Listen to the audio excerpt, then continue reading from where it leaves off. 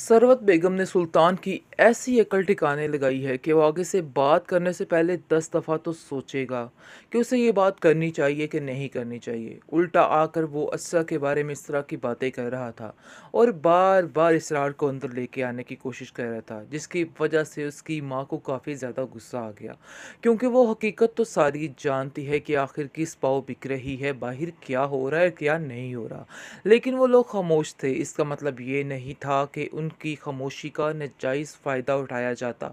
लेकिन अब सरवत ने उसको ऐसी दो टोक बातें सुनाई है जिसकी वजह से उसकी अकल ठिकाने आ चुकी है और उसको पता चल चुका है कि आगे किस लहजे में और किस तरीके से और किस वक़्त क्या बात करनी है। और अब देखेंगे कि बहुत ज़्यादा गुस्से में आ जाता है सुल्तान और उसको समझ आ जाती है कि सारी लगाई बुझाई जो है वो असरा की है। इसलिए वो घर बड़े गुस्से से आके असरा को कहता है कि तुमने अपना जो काम करना था वो कर लिया है, जिस पर असरा काफ़ी हैरान और परेशान होती है, क्योंकि उसको तो इस चीज़ का इल्म ही नहीं होता कि आखिर क्या चल रहा है, इसकी कैसे जलालत हुई है और क्या हुआ क्या नहीं। वो किसी बात के बारे में कुछ नहीं जानती है, लेकिन वो समझ रहा होता है कि इसको हर बात का पता है और उसको कहता है कि ज़्यादा नाटक करने की ज़रूरत नहीं है। मैं तुम्हारी ड्रामेबाजी को बड़े अच्छे तरीके से समझता हूँ, मुझे पता है कि तुम जो कह रही हो झूठ बोल रही हो।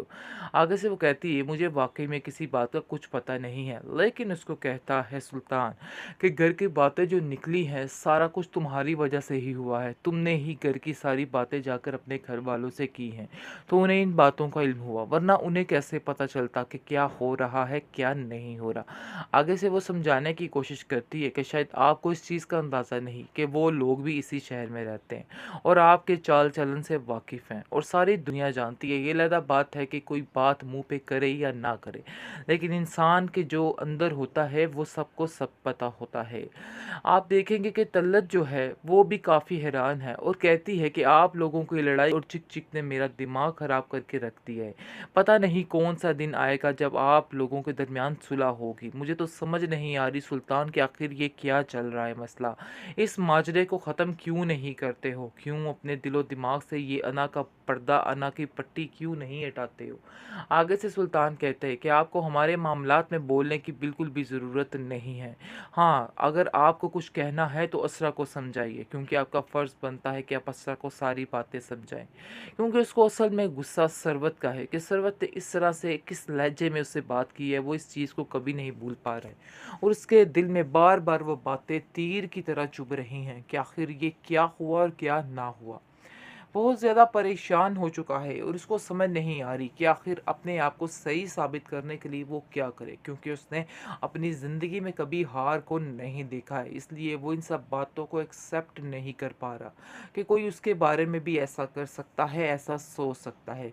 इस बात की टेंशन ने उसको दिन रात पागल करके रखती है। लेकिन दूसरी तरफ असरा काफ़ी परेशान हो चुकी है, क्योंकि हर बात मानने के बावजूद, सब कुछ करने के बावजूद उसको कुछ हासिल नहीं हो रहा है और इस चीज़ की नाकामी ने उसको परेशान कर दिया है। मिसाल उसको काफ़ी ज़्यादा समझाती है और कहती है कि फ़िक्र मत करो, सब ठीक हो जाएगा, थोड़ा सब्र तहम्मुल से काम लो।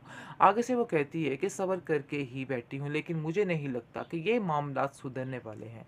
जो किया है मेरी माँ ने बिल्कुल ठीक किया है, ऐसे इंसान का यही हश्र होना चाहिए था। वैसे ये बात है कि मैंने उनसे कुछ भी नहीं कहा था, सब कुछ उन्होंने अपनी मर्ज़ी के साथ किया है। मैं किसी बात को नहीं जानती थी। काफ़ी सफाइयाँ दवाइयाँ पेश कर रही हैं वो मिशाल के सामने।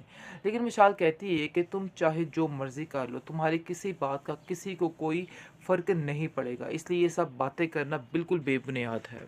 सरवत बेगम ने सुल्तान की ऐसी अकल ठिकाने लगाई है कि वो आगे से बात करने से पहले 10 दफ़ा तो सोचेगा कि उसे ये बात करनी चाहिए कि नहीं करनी चाहिए। उल्टा आकर वो असरा के बारे में इस तरह की बातें कर रहा था और बार बार इसरार को अंदर लेके आने की कोशिश कर रहा था, जिसकी वजह से उसकी माँ को काफ़ी ज़्यादा गुस्सा आ गया, क्योंकि वो हकीकत तो सारी जानती है कि आखिर किस पाँव बिक रही है, बाहर क्या हो रहा है क्या नहीं हो रहा। लेकिन वो लोग खामोश थे। इसका मतलब ये नहीं था कि उनकी खामोशी का नाजायज़ फ़ायदा उठाया जाता। लेकिन अब सरवत ने उसको ऐसी दो टोक बातें सुनाई है जिसकी वजह से उसकी अकल ठिकाने आ चुकी है और उसको पता चल चुका है कि आगे किस लहजे में और किस तरीके से और किस वक़्त क्या बात करनी है। और अब देखेंगे कि बहुत ज़्यादा गुस्से में आ जाता है सुल्तान और उसको समझ आ जाती है कि सारी लगाई बुझाई जो है वो असरा की है। इसलिए वो घर बड़े गुस्से से आके असरा को कहता है कि तुमने अपना जो काम करना था वो कर लिया है, जिस पर असरा काफ़ी हैरान और परेशान होती है, क्योंकि उसको तो इस चीज़ का इल्म ही नहीं होता कि आखिर क्या चल रहा है, इसकी कैसे जलालत हुई है और क्या हुआ क्या नहीं। वो किसी बात के बारे में कुछ नहीं जानती है, लेकिन वो समझ रहा होता है कि इसको हर बात का पता है, और उसको कहता है कि ज़्यादा नाटक करने की ज़रूरत नहीं है। मैं तुम्हारी ड्रामेबाजी को बड़े अच्छे तरीके से समझता हूँ, मुझे पता है कि तुम जो कह रही हो झूठ बोल रही हो।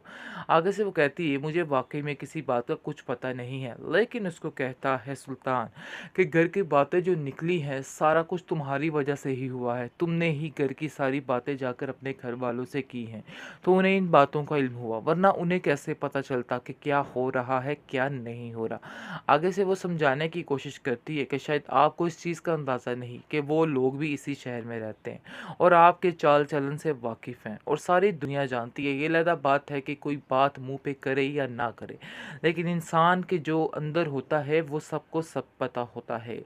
आप देखेंगे कि तल्लत जो है वो भी काफ़ी हैरान है और कहती है कि आप लोगों की लड़ाई और चिक चिक ने मेरा दिमाग ख़राब करके रख दिया है। पता नहीं कौन सा दिन आएगा जब आप लोगों के दरमियान सुलह होगी। मुझे तो समझ नहीं आ रही सुल्तान कि आखिर ये क्या चल रहा है मसला।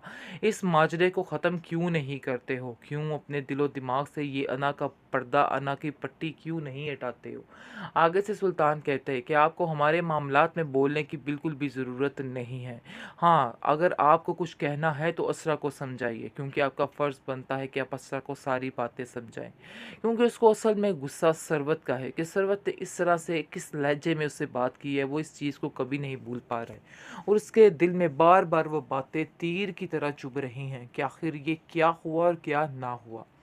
बहुत ज़्यादा परेशान हो चुका है और उसको समझ नहीं आ रही कि आखिर अपने आप को सही साबित करने के लिए वो क्या करे, क्योंकि उसने अपनी ज़िंदगी में कभी हार को नहीं देखा है। इसलिए वो इन सब बातों को एक्सेप्ट नहीं कर पा रहा कि कोई उसके बारे में भी ऐसा कर सकता है, ऐसा सोच सकता है।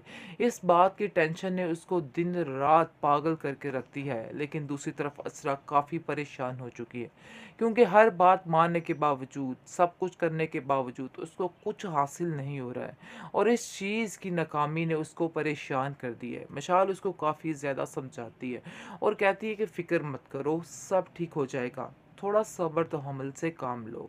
आगे से वो कहती है कि सब्र करके ही बैठी हूँ, लेकिन मुझे नहीं लगता कि ये मामलात सुधरने वाले हैं।